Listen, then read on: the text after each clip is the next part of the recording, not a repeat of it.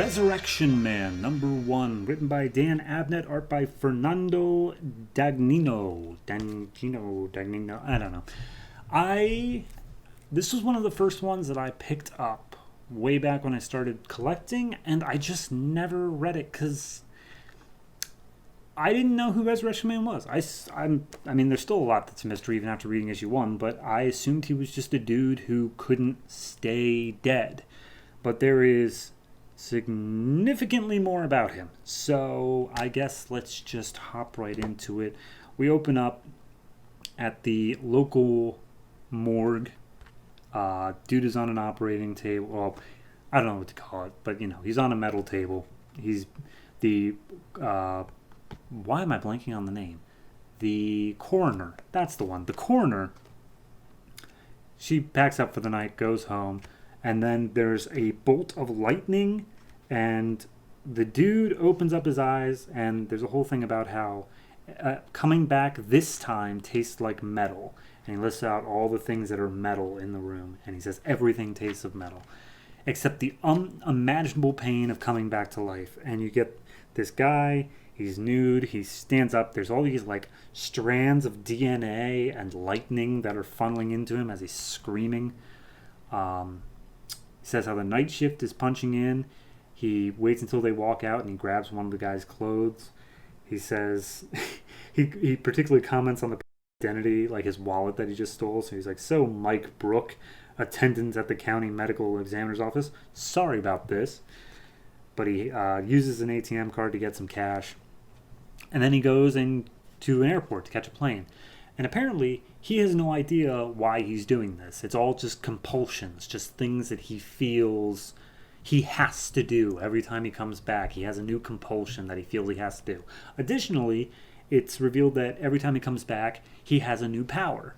I can't tell if he has access to all of his old powers, in which case he should be at like Superman levels of power, but he has a power this time. And this time it is like changing electromagnetic stuff. He can like make lightning and magnetize stuff and stuff like that.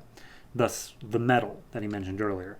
So he's at the airport. He's looking around trying to figure out, why am I going to this flight? Who's going to be the person that's like influencing me this time, that like I have to save or whatever. He looks around, and he's just kind of making guesses as to who these people are based off of what he can see and also what he can taste. He can taste the metal of like this kid's piercings. He can taste the metal in this old veteran's like wounds.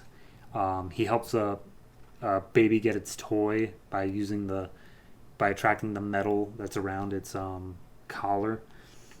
He can feel the metal of like the the air marshal's gun. And finally gets on the plane, can't figure out why he's there yet. And then this woman sits next to him with this huge teardrop tattoo, a red teardrop tattoo.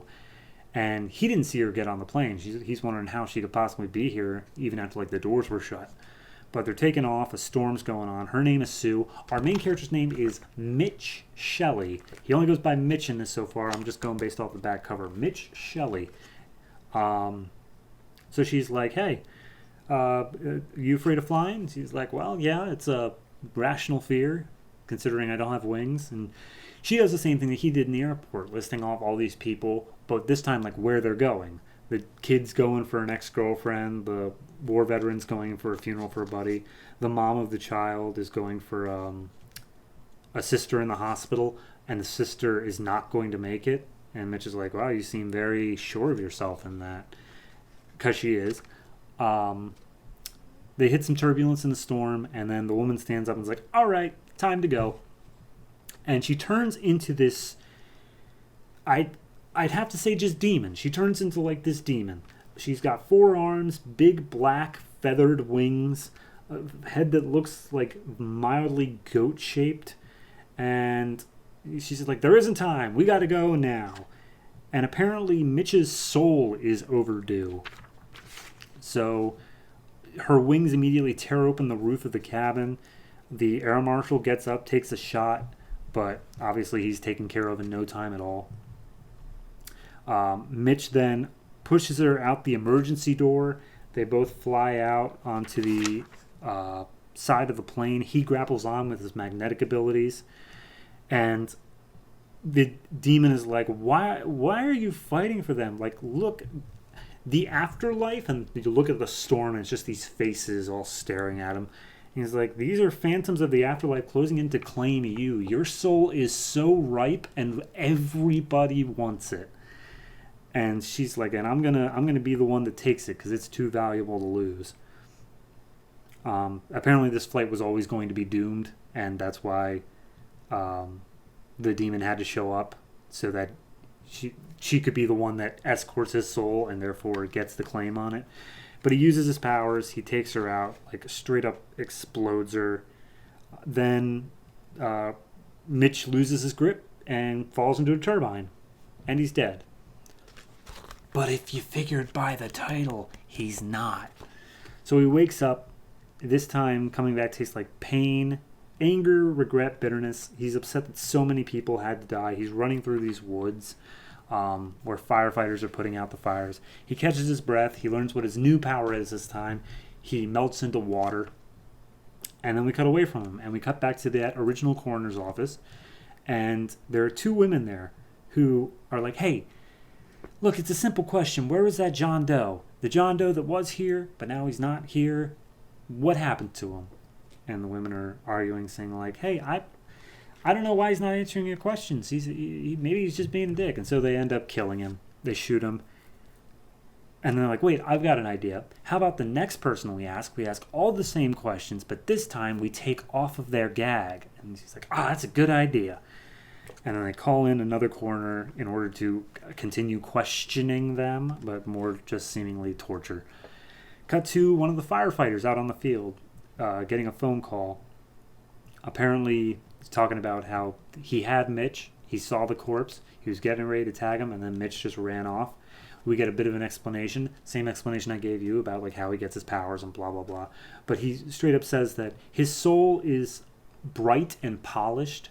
Like it's come back that many times that it's actually like smoothed it off and made it perfect. And apparently both angels and demons are looking for this guy's soul. Like every side wants him. So they're trying to just get him and bring him to one side or the other. Last page is Madame Xanadu doing a fortune shuffle. She, no matter how many times she shuffles these cards, the Resurrection Man always comes back, and it spells trouble. And that's it. I like it. It's such a mystery. Like, it's setting up this big, like, I'm always a sucker for battles between heaven and hell. That's me personally. It's a good story. It's a classic story. But no, I'm a sucker for that. And it sets up a good mystery in that nothing really gets resolved that much in this issue. We understand his power set just so we know what we're playing with, but we still don't know, like, how did it start? What's the drive behind the compulsions? Why does he do the things he does? Why does everybody want his soul so much? Like, yes, they say it's polished, but is there, like, something that he's destined for? Who were those girls that were torturing the people? Because they didn't look like demons or angels. They just looked like two normal people. There's a lot of unanswered questions, and I think it's going to shape up to be a pretty good mystery series overall. So I'm looking forward to see how that comes out. And even if they resolve the mysteries, I'm still down for just a good battle between heaven and hell. It's a solid setup for a story. Art, pretty good, pretty fantastic. It's got a cell shading thing going on, so it could be either hit or miss with that. But it's definitely got that sort of dark vibe to it. Like you could feel it being published at Vertigo. Like it's got that sort of style to it. But yeah, it's overall it's good. It's a fine issue. I'm gonna give it a 7.5. More so because it's not so much the issue itself, it's what it's promising that it's going to do. So I'm looking forward to it. Like I'm definitely looking forward to it each month. But yeah, I just hope it delivers. That's the end game. I just hope that in the end, Resurrection Man can come back. I'm done now.